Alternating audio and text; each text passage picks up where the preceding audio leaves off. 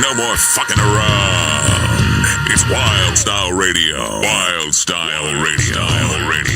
What's up? And welcome to the Stand Up and Shout Rock Show, coming to you live from Salisbury Center Studios on the Wild Style Network, fueled by Monster Energy. You got to repeat it again. What's the network? The Wild Style Network. We got to say it just one more time. The Wild Style Network. All right, we said it, baby.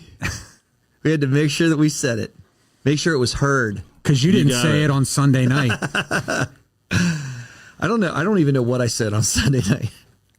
You said, "This is the crowd, motherfuckers." I did drop an F-bomb. And did your mom yell at you? Not yet. I haven't talked to her yet, but I know she's not happy. Mom, I did not make Mom happy. Before Mother's Day. That was the Sunday before Mother's Day. Thank God it wasn't on Mother's Day. Happy Mother's Day, Deb. Your present is your son cursing like a 14-year-old. Happy Thursday. Yeah, it's Thursday. And it's launch night here at the Salisbury Center. So those of you in Manassas... Wait. Are we the first live podcast on launch night? Tonight, yes. Yeah, we kicked it all off. We did kick it off. Awesome. Yes. We just made some history, some Salisbury history. Salisbury Center history. Yeah, on the Wild Style Network. Fueled by Monster Energy. Yes, sir. Yeah, so it's launch night tonight. Salisbury Center is now open Thursdays, Fridays, and Saturdays, 4:30 to midnight. Yes, sir. Bar and restaurant open. Come on down and check us out. We've got the entire Wild Style network of podcasts running tonight. And we will talk to you. If you're down in the bar, we will find you. We will talk to you. And you can buy us drinks, too. That's very generous of you, Kevin. I know. Yeah, we got great rock conversation to throw at you all the time. Absolutely. And we had a great little run of shows here recently. So we did. We have to reflect a little bit. Yep. So you want to start with the big one? No, let's save that one for last. You want to start with the small one? Well, there was one that I was at. Yeah, exactly. And there was one that I wasn't at. Yeah, that's why I go with the small one, because it's like the smallest crowd. That's why I labeled it that way. Not that it was a bad crowd, but it was Armored Saint at the Tally Ho. Yep. This was 2 weeks ago. And Tally Ho is just a small venue in this area, so it's no knock to the crowd that was there that night, because it was pretty much sold out. But it is a fantastic live show for Armored Saint. It was, yeah. I mean, I love those guys, and they always put on a great show. And John Bush is just an amazing singer. Yeah, and you said John Bush, not Josh Bush. Right. You typed that in the reel. I fat-fingered that. Yeah, you did. So that was pretty funny. We offended somebody. At least you didn't drop an F-bomb. Well, you added an extra T. The night's young. You added that extra T. You got called out on that one, too. I did. And I apologized for that one, too. But I was able to correct. That was in a typo title that I was able to change. Yeah, well, I know. Kind of is what it is. I think I was auto-corrected on that just for the record, too. I don't think I typed in an extra T. I think that one was dropped in there with the autocorrect. And that's the extra T and the name Brett. So, Brett Michaels, I apologize, because there's a titling that we had where you had 2 T's in your name, but I swear upon swear that was autocorrected. That's the story you're sticking with? I am sticking with that one. Okay. Yeah. All good. But yeah, that was a great show, and seems like based on recent news, we caught one of the last ones of Armored Saint for a little bit. Very shocking. So one of the things that, skip back 2 weeks ago, that I remember us walking out of that theater that night and talking as we talk when we walk out of a show, and we talk about, what we think of it and our feelings towards it. We were just appreciative of everything that was live that night. Yep. And there was definitely no backing tracks and AI and things in controversy that we've talked about with other bands. It was just fantastically live. It was. Yeah. And everything was strong about that band. Nobody was missing anything. Any instrumentation was fantastic. And of course, John Bush's vocals were amazing. Getting a little bit up there in age, getting a little bit older, but hasn't missed a beat. And you wouldn't necessarily know it until the most recent news that happened with him was basically where he was having some vocal issues and had to basically cancel some dates. Yep, man, they've canceled a whole string of dates and haven't announced when they'll be back on tour. So hopefully, John heals up quickly and they get back out on the road. He did a great move with us while he was playing, he came out into the middle of the audience. This is a general admission audience on the floor, and he was singing in front of us. And Kevin caught a fantastic video clip of him that he turned into a social media reel. So on Instagram or Facebook, if you go to the Stand Up and Shout Rock Show, you'll see John Bush singing, a foot away from you? Yep. And when you captured that, and mobile audio is mobile audio. It's not necessarily the best audio that's out there, but it's what you can capture with what you have. But I think it's very representative of the power of his voice and also the power of their live show. To me, they did a lot of deep tracks that night that I wasn't expecting. Of course, I thought it was a great mix of the songs that they have in their discography over the years. And I would say that would have been a very worthwhile show to go and see if you had the possibility to see it. So we always say, if you have the chance to see him, go see him, because maybe one day you won't be able to see him. And this is reminiscent of Aerosmith. Yep. And the struggles that Steven Tyler has been having with his vocal issues and having to cancel for a long period of time. And at least in our area, in the Washington, D.C. area, those dates have been rescheduled for October. Yep. Yeah. And, like you said, there were some great deep tracks. We saw them, it was about a year and a half ago. Mm-hmm. They opened up for Wasp. Yes. And played almost as long as they did with this headlining set. Right. But, definitely a different track order and listing and some stuff that I don't recall them playing live in previous times we've seen them. Sure. So that was awesome. Sure. Absolutely. So, that's really just kind of the general gist, I think, what we were reflecting on regarding Armored Saint. And it's a tragedy that John's not singing right now. And we hope he gets back up there and does as quick as he can, because we're missing him. It's a great live show when you can get to it. Yep. And then you saw the Black Crowes. Correct. When they came through. About a week later, I was able to attend the Black Crowes on their tour, their Happiness Bastards tour. And it's a funny title. I guess, Chris Robinson is referring to him and his brother Rich as the Happiness Bastards, because they've had their ins and outs over the years. And they certainly are on a peace and love upcycle right now. And they are clicking as a band, can click. And when the Black Crowes click, they just do it unbelievably well. Yeah. I will say that my thought coming out of the Black Crowes and seeing them that night, now that was at a larger venue that holds a couple thousand here in the DC area. I thought after seeing that, those two brothers were in lockstep with how they were playing and what they were playing. And they were just on point with their sound. And getting back to Aerosmith, they were the opening act for that Aerosmith tour that was canceled. With them sounding so good, I just thought Aerosmith's in trouble. And I say that in a good way, because the Black Crowes are just at the peak of their performance. And I hope that Aerosmith can recover to a peak of their performance to make that a dynamic show. If that's the case, then those two bands together are going to be something amazing to see. I would agree. And hopefully they don't have to go the Motley Crue route. Exactly. There was, to me, again, it was all live for what you saw from the Crowes. And if you can see it, see it. And the other piece about that too, we're already here deep into May. I'm very surprised about this, because the months have gone by quickly. Last summer, we did a mid-year recap of albums that were released in 2024 and our thoughts and feelings towards the best of 2024. And I can see that happening again in the near future. Happiness Bastards would definitely be up there for me by the Black Crowes. And they played a lot of new material that night, intermixed with a lot of classics and well-known Black Crowes songs. So I, again, thought it was an excellent set list. A band that was, I don't know when their peak would be, because they are at a peak now. And I saw them in the 90s, and I say that they were at a peak in the 90s. I saw them in the 2000s, and I could say that too. I've seen them when they were, really not necessarily in that same space, but they're definitely there now. So yeah, and the album's phenomenal. So if you haven't heard it, go out, pick it up, hit it on Spotify or the streaming services you use. But I was surprised, looking at the set list. Obviously, I wasn't there, but I think they played 6 or 7 tunes off the new album, which to me is a little surprising for a bigger band that's got a huge catalog. They usually tend to lean back on more of the classic songs, and you get somewhere between 2 to 4 ish new tunes, but seemed like they really wanted to focus on the new stuff, which is evident that they love it. So, and I think it's refreshing to see that. It's harder to see, I feel, in this day and age, because album promotion isn't what it used to be. Right. So when a band toured, they were definitely touring to promote album sales, and they would play more new music from their album. Now there's almost an audience expectation to see the popular songs.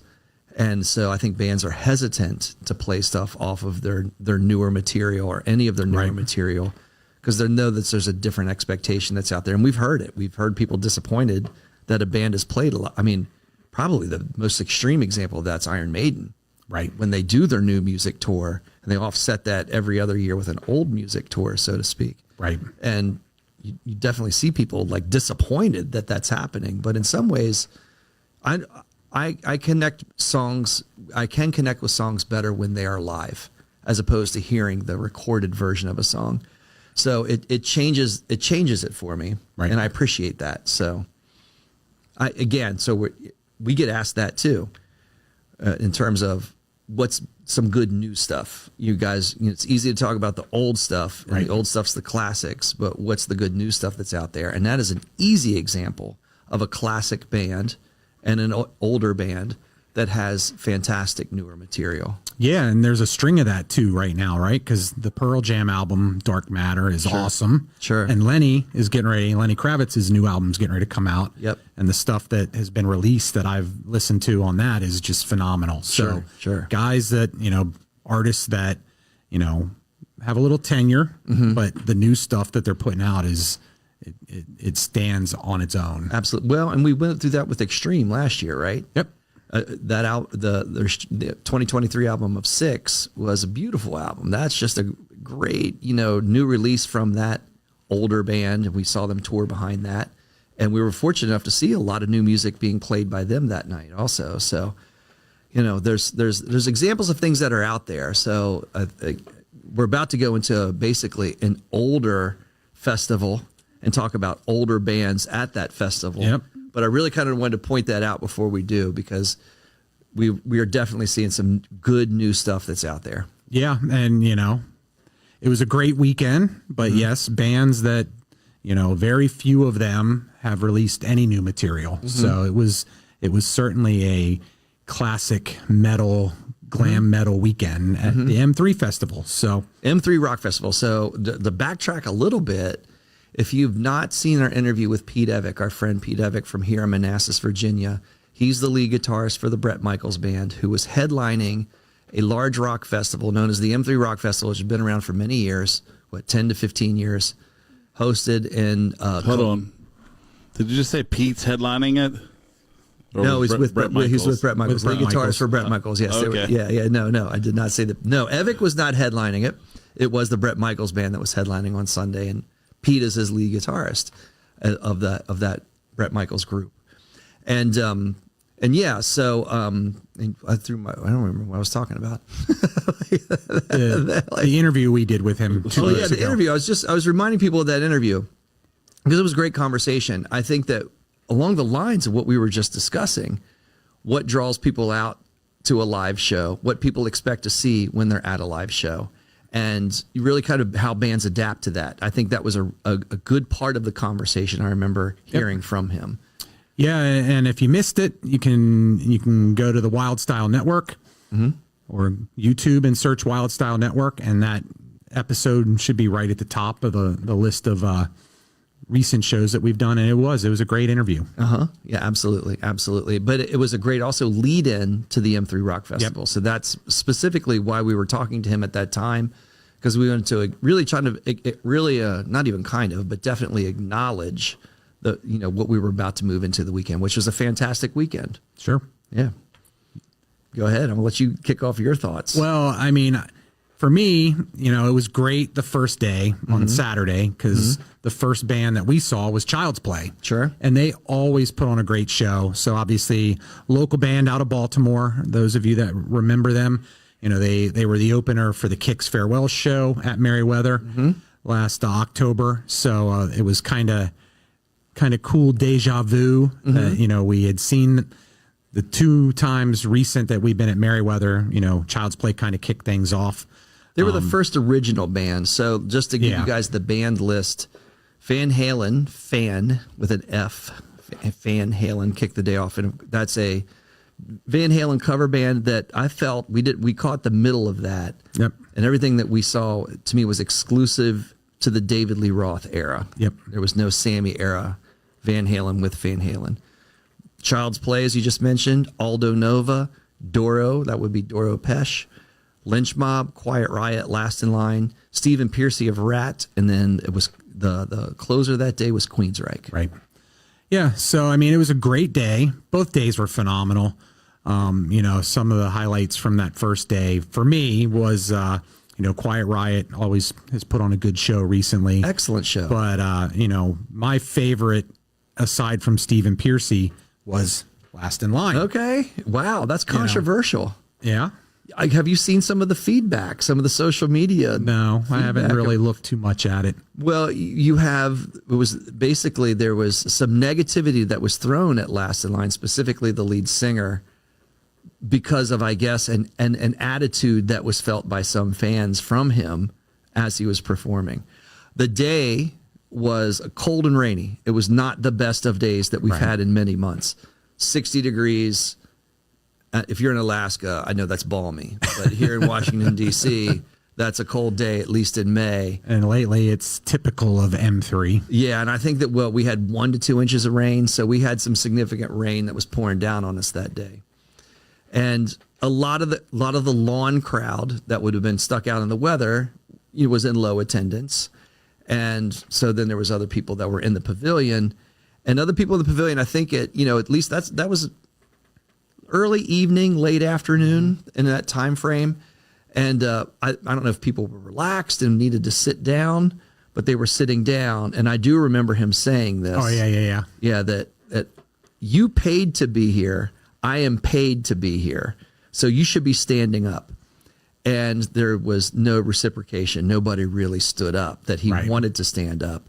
And then that I felt, at least from everything that I have read, and a lot of social media feedback, sat very poorly with some that were out there that felt they were being kind of chided for not participating in the festival. Got it. Well, I thought they put on a good show. It was great to see Vivian Campbell playing classic Dio. And even the new material that they performed is Dio-esque.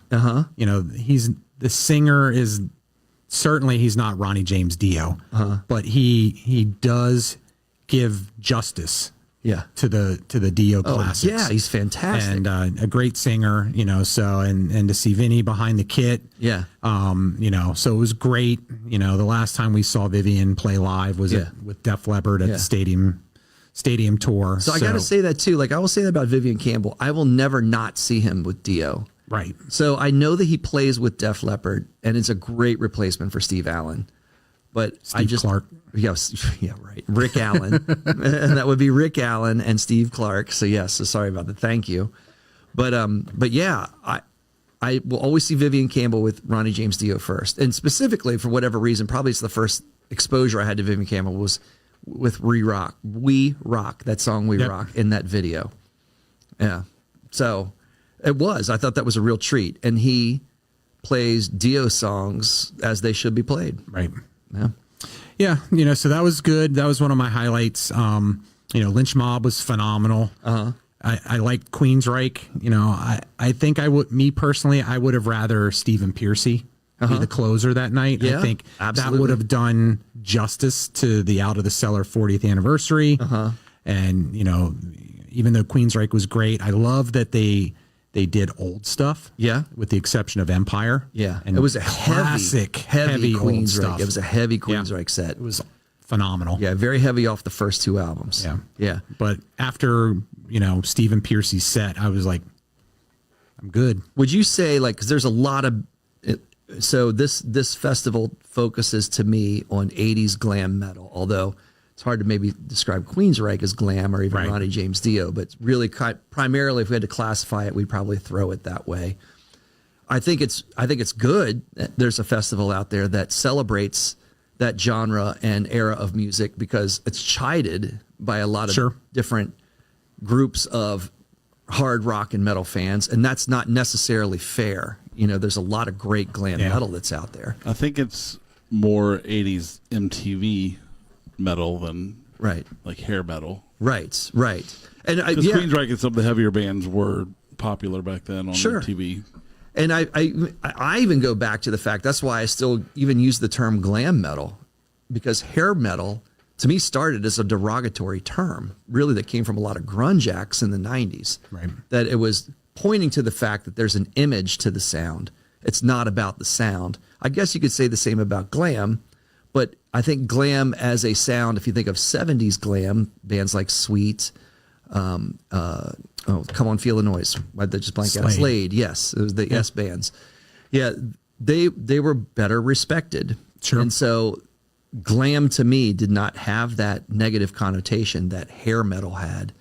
But I don't know if that's necessarily stuck over time, but I know at first it was like that. So yeah, well, and it was a much heavier tinge or theme to the Saturday bands than I would say the Sunday bands that performed. Yeah, you know, with Doro, Last in Line, Lynch Mob, Queensryche, which you kind of saw that in the crowd too. There was a lot more Megadeth and Lamb of God. Very true. The T-shirts that the folks were wearing, and I don't know if that carried over to both days.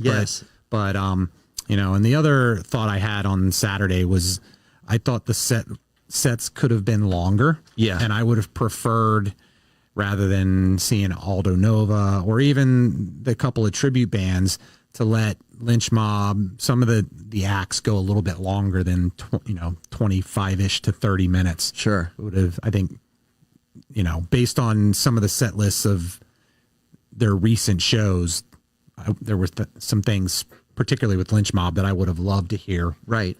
That they didn't perform. Sure. I really loved Stephen Pearcy. And we talked about this because we talked about it and we did reflections of albums from 1984. Yep. And we did our bottoms up reflection. And all three of us that participated in that, me, you, and Mr. Salisbury out there, we all had Rat Out of the Cellar as our number one. That was unanimous, which to me rarely happens, right, between all of us. So it talks, at least it speaks to how dearly that album's not only loved here, but I feel like in other places too. And to see him do all of that was fantastic. And another just fantastic vocals, from Stephen Pearcy that day. Another one that's, aging very well. And there's no complaints that I've heard or read regarding his vocals. It's all been very complimentary. So that was my steal of the day. Like that, I had high expectations. Right. And the performance met it, and it even exceeded those expectations. Yeah, it was great. Rat and roll, baby. Rat and roll. So would you say that was the best attended act of Saturday, Stephen Pearcy? Oh, yeah, because it certainly it thinned out a little bit. With Queensryche. It was cold, it was dark, and it was late. And it was, as you're saying, we lost, I think, a good portion of any type of female audience that was there. Absolutely. With the heavy set that Queensryche brought in. Yep. Yeah. For sure. Yeah, I thought the same. Yeah. And then how about, getting back to Quiet Riot? I felt a lot of fans came back into Quiet Riot also. There was a heavy fan presence. If I had almost had to go to a number 2, it would have been with Quiet Riot. Yeah. No, and they played last year's festival too, and we even said it as soon as they were done with that set. These guys are killing it. Mm-hmm. They were great, and they did it again this year. So I agree. I think they pulled it in. It was a very, very classic set list. Yes, yeah, and party songs. It was definitely a festive party mood that like throughout their entire set. And they did a love-hate song, "The Blackout in the Red Room," which was great to hear. I haven't heard that in a long time. Yep. Yeah. All right, so good stuff. So in other words, I think we feel that Saturday was a success. Saturday was great. The worst thing was the weather. Yeah. If we would have had amazing weather, who knows how lit up that festival would have been. Yeah. Yeah. The drinks were good. Drinks were fantastic. There was certainly some bar business going on for everybody. Right. There was the Gen Z crowd was not in attendance, so The bar bills went pretty good. Yeah. Yeah, and like getting to really kind of the tone of that festival, I heard a little bit discussed on Eddie Trunk's show, and there was a caller that called in, and they did a little bit of reflection, and he was speaking to the lineup, and if that is a dying festival because of really the age and the era that it focuses on, and he did some really good reflection on that because, of course, he's been a part of that festival as a host for a number of years. And he spoke to Styx being brought in. Like, he brought up Aldo Nova being a 70s act that was brought into that, which we're saying that this is an old festival. Well, that's even older, right? Like, we would say, like, those of us that were around to see this stuff in our young years in the 80s would have said, like, that was an old act back then. Right. But he brought that you know, the point up that at one point Styx headlined the M3 Rock Festival, which we went to also, which is a different bend on that. Yeah, and I think it's a move to kind of mix the crowd and bring more people in. Yeah, well, you know, and having gone to it, and granted, you know, we haven't done the 2 days or the 3 days when it was a 3-day festival consecutively recently, but, you know, it seemed like it over both days, it was a much larger crowd. Sure.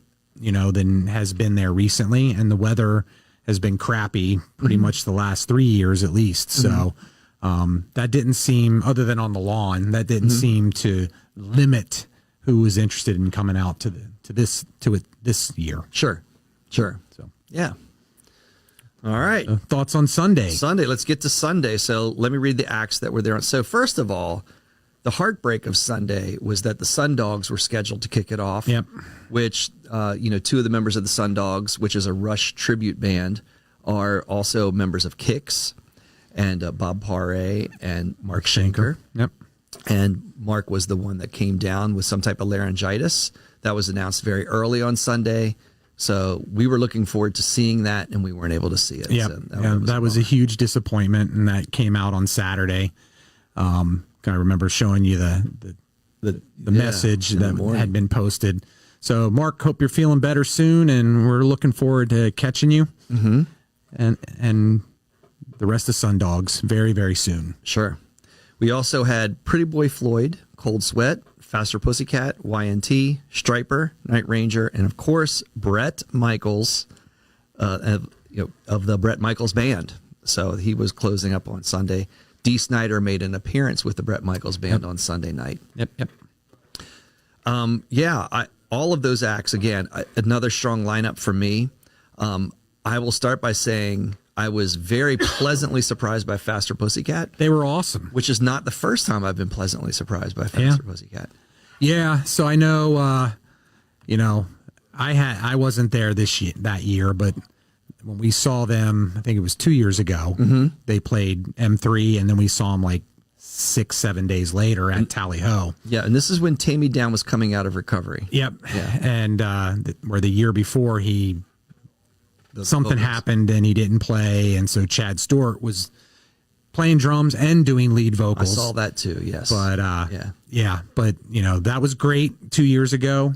They were phenomenal at Tally Ho, and I think they're just getting better and better. That's where I was going to go. I liked them 2 years ago, and I like them even more now. Yep. I agree. I think that the continuous playing and rehearsing is definitely paying off for those guys. Yep. And they are as tight as I've ever seen them. Yeah. And our friend Pete saw them. They headlined a show at the Beacon Theater about a week prior to last weekend, and he posted that he thinks it's the best lineup they've ever had. Yeah. And I would agree. I mean, I thought they were tight. Yep. Tammy was on. Yep. And, it was 100% live and just a great set by Faster Pussycat. Sure. Yeah, absolutely. The other piece is, of course, we can't escape talking about the performance by the Bret Michaels Band and Dee Snider. We were very blessed that Pete invited us up to do a real quick shout out about the Stand Up and Shout Rock show. That is a reel. Obviously, I was very excited because I approached it like I was 16 years old and was jumping up and down like a kid that was skipping school or something. Were you on AGP that night? Right, exactly. He could have been on the side stage for sure.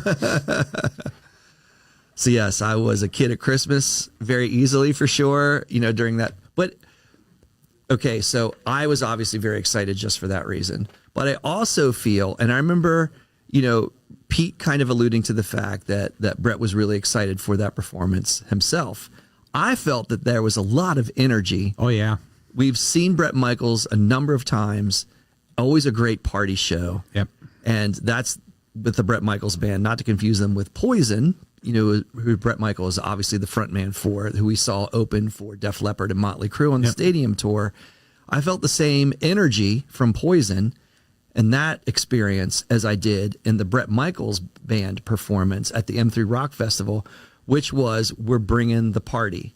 So he's done that Party Girl tour for over a year, and maybe that's fine tuned and honed in that party experience. And we got that. It was a party when Bret Michaels performed. It was awesome, and thanks again to Pete for pulling us up there and getting, we got to watch the whole set from the side stage, which was definitely a different experience. Absolutely. So it was, but you could feel, you can usually feel it out in the audience, but there was just a different sort of vibe and feeling to being that close to the band while they were doing that. And, kind of like, I guess, more like a club feel to it. Sure. In a outdoor amphitheater. Sure. Dee Snider came out, played 2 classic Twisted Sister songs, We're Not Gonna Take It and I Wanna Rock. High energy, definitely matched the party tone that was set by the Bret Michaels band songs that they were playing. But the part that really kind of got to me was when Dee Snider and Bret Michaels both performed Highway to Hell together. Yep. And I wasn't sure who was really going to kind of take the lead with those vocals. And it was Dee taking a lot of the lead from time to time with higher pitched Bon Scott vocals. Yep. He sounded fantastic. Yeah, it was great. Yeah. Makes you, there's rumors circulating that Twisted Sister's going to reunite and do a reunion sort of tour. And that, really got me excited that hopefully that's going to happen. Yeah. Yeah, absolutely. Get to see them, with most of the classic lineup doing Twisted Sister tunes again. Sure. So I would say that, in other words, if we look back on the festival as a whole and reflect on the whole thing. By the way, did you want to talk about anything else on Sunday? Oh, I was just going to bring up, we had that shipment of Stand Up and Shout Rock Show stickers that disappeared. And clearly, whoever found or took or whatever were also at the M3 Festival, because there was quite a bit of promotion of the Stand Up and Shout Rock Show at Merriweather Post Pavilion. Plenty of stickers, man. They make more. So thanks to those folks that were doing that for us. Yeah, absolutely. They're very generous. And I'm sure the security guards couldn't track down the guys wearing the Stand Up and Shout Rock Show to see who those people were. I hope that M3 keeps going, though. Yeah. I think it's a very successful festival. I love the fact that it does pay attention to that era. Obviously, I'm a fan of that era of music. I'm a fan of other eras and other genres of music as well. But it is nice to have that attention paid specifically to that crew. Yeah, and I thought it was, to bring Bret Michaels in as the headliner, I think that added a kick to it and brought it up a notch. Sure. And I think that brought, some fans back that were like, it's always the same. Right. Same core bands every year. And I would love to see them start bringing in some newer bands. Yeah, absolutely. Or some different bands, like when Spread Eagle was here, we were talking with Rob DeLuca and they're like, yeah, we would love to get on that bill. Yeah. It's like, feel Great like band. we fit right into that bill. Yes, they would. So I'd love to see someone like that. And, maybe even some newer rock bands. You know where we would go? We did like a whole segment on Dirty Honey. I know. Can't get enough Dirty Honey. For sure. So that's another one I feel that would very easily fit into that scene as well. And bring in a newer audience, just a different audience. Yeah. So 2 great bands, 2 good points. So just future considerations, I think there's a lot of other good M3 considerations to bring up. What about American Jet Set? Yeah, well, they had a table there 2 years ago. Exactly. So that's an interesting one that they haven't been, brought in maybe on the front end of either of the days, because they're out touring around and they've opened, for some big names. Yeah, absolutely. Recently. So, maybe, that would be good too. Sure. Yeah. And so, while we're talking about live music, we've got some great shows coming up here at the Salisbury Center. So this Saturday, May 11th, is the owner's annual 39th birthday bash. Nice. Wow, 39. I thought it was 29. What's that? We were speculating on the owner's age. Kevin 39. said, I said 29. 39 again. Oh, all right. 39 again. Yeah. So Trickster is going to be here doing an acoustic set. Yes. And members of the Gavin Evick band will also be here. The two Gavins and Chuck making an appearance. Chuck Fanslow from the band Evick. So they're going to do an acoustic set opening up the show. So that's this Saturday. Looking forward to that. Hopefully we'll get to chat with all those folks. And then the following, 2 Saturdays after that, on the 25th, is a Manassas Metal Night. Yes. With Age of Ruin. Right. Our friends Cursor, who we chatted with a few weeks back. They just released a new album. Great Memorial Day lineup. Yeah. Yeah. I'm sorry, keep going. Oh, yeah. And then another good friends of ours, the Knuckleheads, will also be on that bill along with 2XL. So that's going to be a great night of some metal music. And then let us not forget August 17th, Local Palooza 3. Yes, with Black Flag. Black Flag is the headliner. Days of Five. Days of Five and lots and lots of others. Yeah, we're going to have the bill in July also. That's right. The Did you guys hear that echo, or was that just me? I did hear a little echo on that one, yes. Oh. Gotcha. I think you just piped out through the whole Salisbury Center, didn't you? Gotcha. Yeah. Yeah, but we have, in July, we also have Night Train International. Night Train International. They're going to do a charity show that I'm ironing out the details with them. Sure. Before that. And then also Shot Through the Heart. Yes. Yeah. All right. Yeah. Yeah. So we've talked. Summer of Metal. Absolutely. Awesome. Yes. Looking forward to it. We'll take a quick break here. Maybe not. John just walked away. John. We were going to break John, but Here he comes. Well, are we going to break, or we just want to? I need the, we the keep sound going. effect Keep of going? like somebody running. Never fast. mind. We're going to keep going, John. So we're going to do a second version of our Like a little heavy happenings. Yeah, heavy happenings. So we're going to shift gears. We talked about our live music experiences so far this summer, spring. I don't know if we're really in summer yet, wherever we are. Sure doesn't feel like summer. I know, yeah. Well, yeah, exactly. We hadn't talked news in a month, so we're catching on some things that have happened over the last month between our last heavy happenings back in April. Cool. All right, cool. Kicking it off. All right. Heavy happening number 1. All right. This is near and dear to my heart. I wasn't sure if this was number 1 or number 2. Norwood Fisher and Walt Kibbe leave the band Fishbone. All right. So let's talk about the band Fishbone, because we've never talked about Fishbone on this show. And I don't think, Fishbone is kind of known, but very much unknown at the same time. And I hate it when people use opposite words like that to describe something. And I just did it myself. But it's true. But yeah, it is. Exactly. Right. And that's what I just did. I feel like if anything's known about Fishbone, what is known is the logo.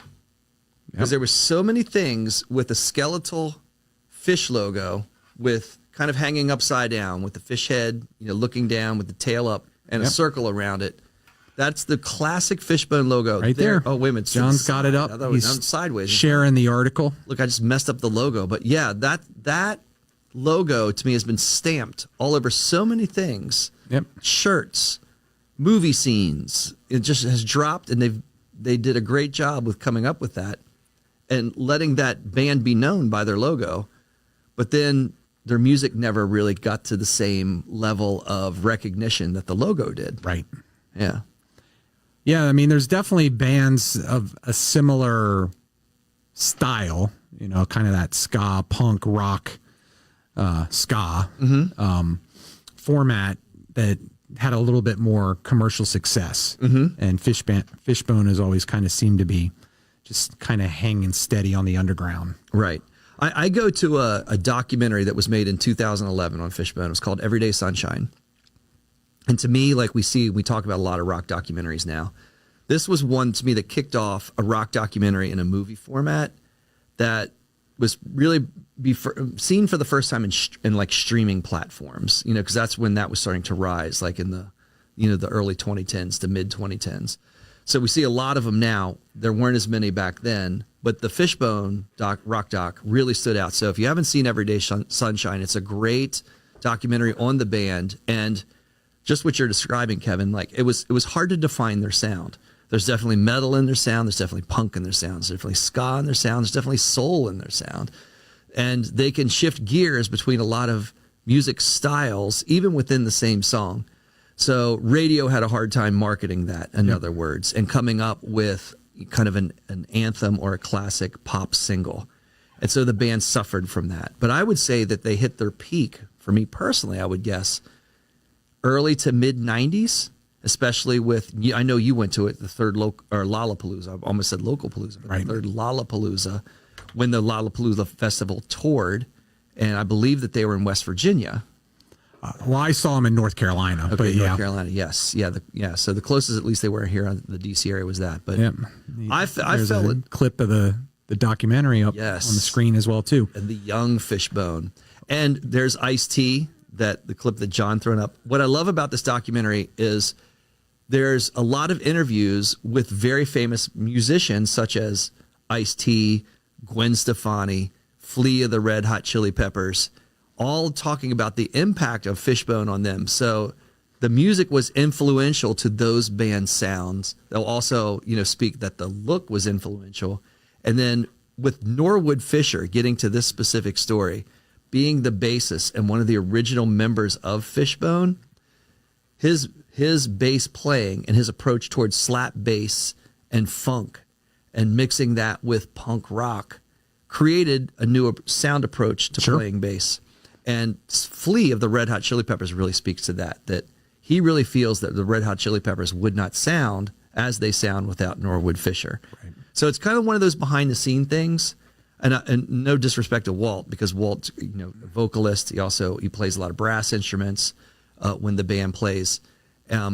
Just fantastic musicians. And now we see them split from the other members of Fishbone, which are left to Angelo Moore specifically as the really kind of the lead singer and one of the lead members of Fishbone to kind of pick up the pieces. Well, and the piece that we haven't talked about specific to this is because we've kind of read this book and what's going on here. Yeah. With a couple of other things that have been in kind of the music news lately. They left, they were booted out, whatever side of the story you want to listen to. But then Fishbone was continuing on. They were supposed to open for Primus. We had tickets to this, and we've seen, that's another good point. Like, we've seen Fishbone every summer for the past several summers. So they've been touring through the area in the summer. I fist bumped Norwood outside of the State Theater down in Falls Church. But then, so Angelo Moore and the remaining members of the band are touring under the Fishbone moniker. But now, I guess the lawyers are involved. Oh, yes. And it's turning into a dirty situation because Norwood and Walt are like, well, if we're not in the band, it's not Fishbone anymore. Right. So you can't use that name. Right. So now it's getting, like I said, we've kind of. How many times have we been down this road? Yeah. We just mentioned Queensryche and, being a part of the M3 Rock Festival. Queensryche was certainly there, and that's why we didn't hear anything off of Operation Mindcrime. Right. Jeff Tate, as a part of their settlement from splitting the band, has the royalties to those songs. Right. Yeah.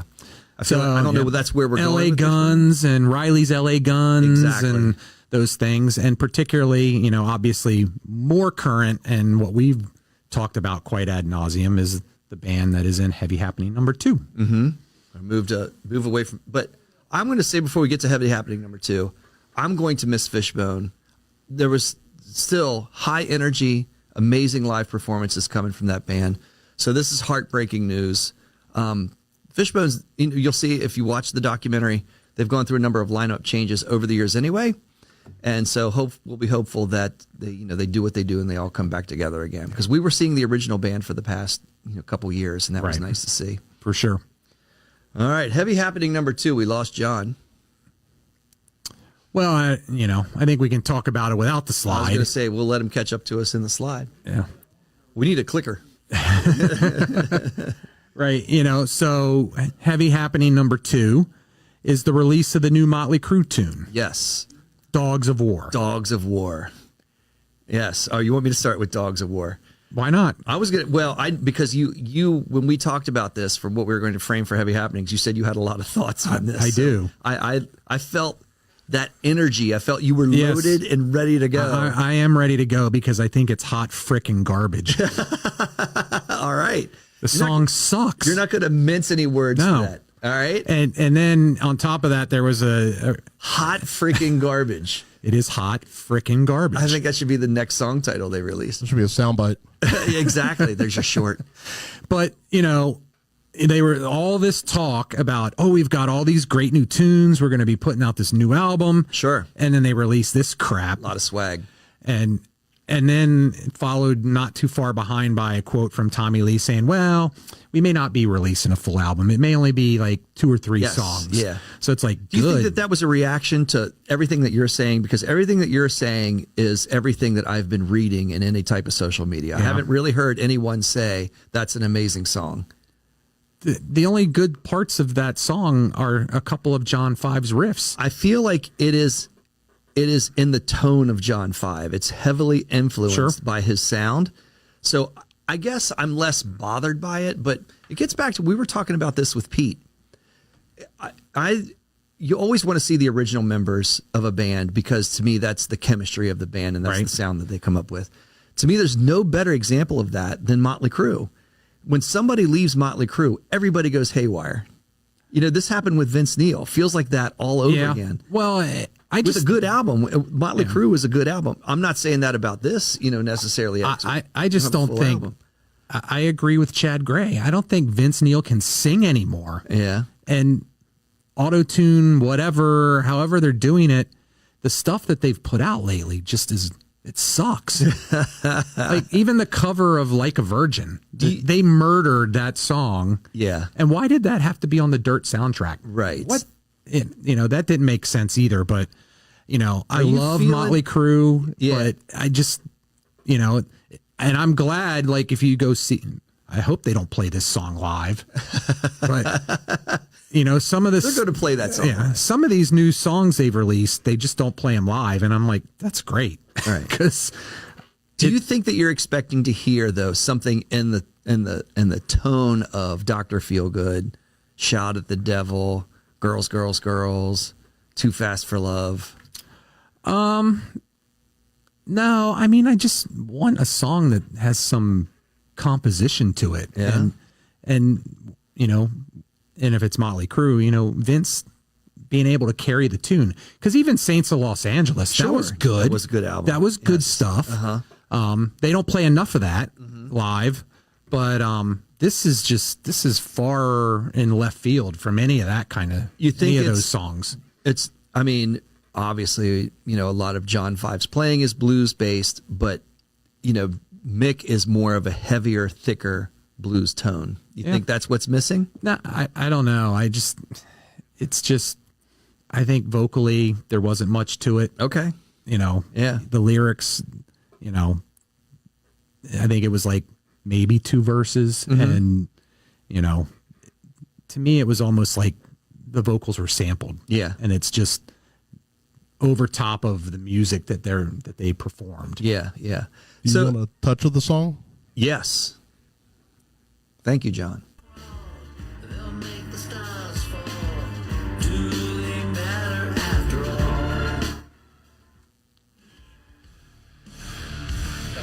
Yep.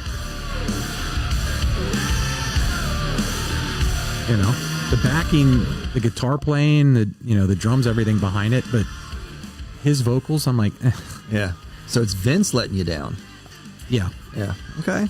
All right. Fair enough. Your thoughts? So where I am with this song is I don't love it. I don't know if I've reacted as strongly against it. Maybe because my expectations were so low. So I've listened to it. Would I listen to it again? Probably not, very honestly. Am I hopeful that something can come out of an album that would be worthy of listening to on a regular basis? I certainly hope so. But do I miss Mick Mars? Of course, and that's kind of it. So I don't. Well, it's a different tone to me, this song. And I guess, maybe for me, I bought into too much of the hype before it came out.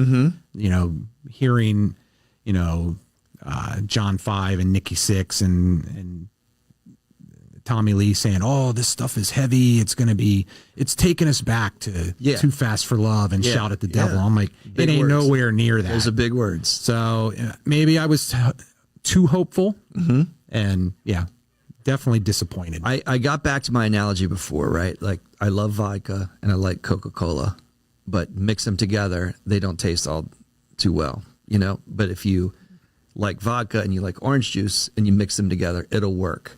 And this is something that I wonder about the chemistry associated with this band. Not that John 5 can't do the original Motley Crue songs. When I say original, I mean Dogs of War is an original song, but any songs prior to this, he plays them extremely well. Yeah. And sounds great live when he's playing them.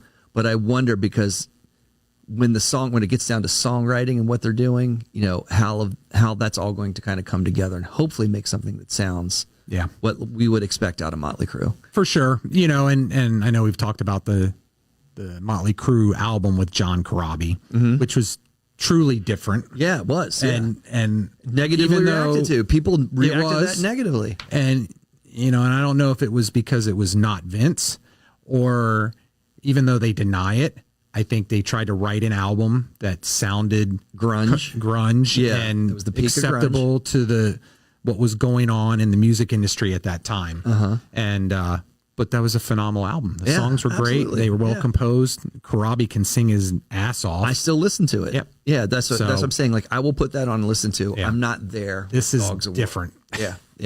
So Yep. Yep. Fair enough, man. You were hot on that one, Kevin. All right.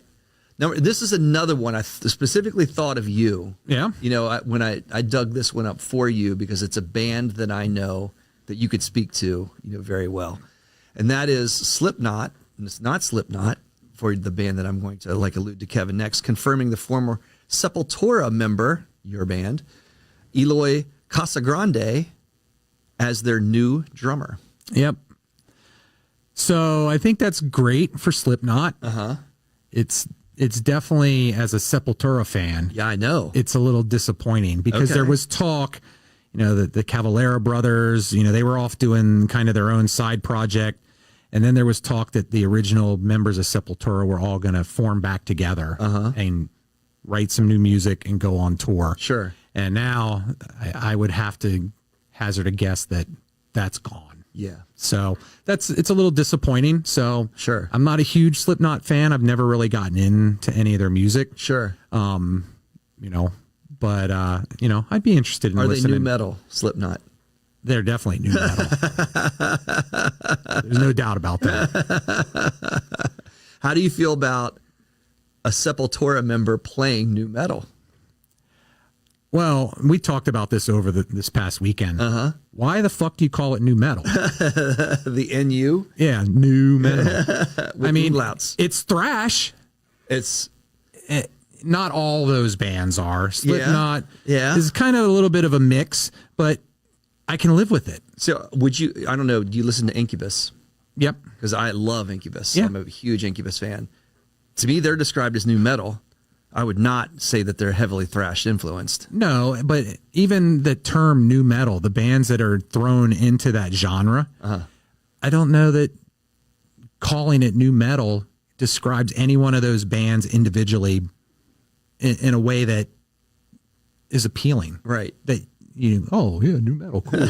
Maybe if they're a turntable. They all kind of have a turntable. Well, yeah, I guess that could be the case there. I'm kidding.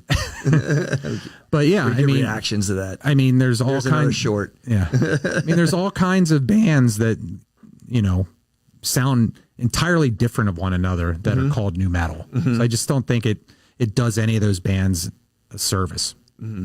Would you rather see than Sepultura continuing? I would love to. Yeah, that's how I figured. That's how I figured that this one would get to you. An underrated band. They are. They're extremely underrated. And I know we've talked about the Big Four and the next Big Four. And, Sepultura is one of those bands that I would classify in that next group of Big Four of thrash. So over Testament. definitely not over as part of that next group. Yeah. I mean, there's a lot of bands that, you know, I could necessarily debate or argue if you got to limit it to 4, but, you know, I think they were, you know, they came out after the big 4 kind of broke huge, and, you know, they were doing unique and great stuff. And, you know, their stuff was starting to come out when we were in college and I was doing the radio show. So I really got immersed into their stuff. Well, that's, I remember. That's what I said. I specifically threw this up, like remembering those days. Yeah, for sure. Yeah. So yeah, I was excited when, you know, reading articles saying they may reunite. So yeah, but I don't think that's happening now. Fantastic drummer, fantastic musicianship. So Slipknot's getting a good one. So if you are a Slipknot fan, you're going to like this pick. If you don't know Sepultura, they're a little bit older, you know, than anything that you've listened to, and you're unfamiliar or just even unfamiliar with the band or band name. Yep. You're going to like what you hear with Slipknot. For sure. Yeah. Yeah. Very cool. Good stuff. All right. All right, sir. Well, that wraps us up. We're going to come back, though, in a couple of days. So that's right. We'll be here Saturday night and doing another live episode of the Stand Up and Shout Rock Show at the owner's annual 39th birthday bash. Got to celebrate the man. Got to celebrate the man who founded the Wylde Style Network. All right. Let's not get carried away. Absolutely. There you go. Was that cheer for the man or for the Wylde Style Network or for both? That's a little harsh. All the above. That's a little harsh. All right, I was going for the laughter button, not the sad trombone. You hit the sad trombone. Yeah. Yeah. So, you know, that's wrapping us up for tonight. But we've got, as we talked about beginning of the show, this is the launch night of the Salisbury Center's bar and restaurant service. We were the virgins. We cracked the virginity of the launch night podcasts from the Salisbury Center. But also coming up, we've got Notebook Wagering and a Tribe Called Jess, all with live shows this evening. So stay tuned to the Wylde Style Network. All you teachers out there, happy Teacher Appreciation. Much love to you. You guys are the best. This is WSN.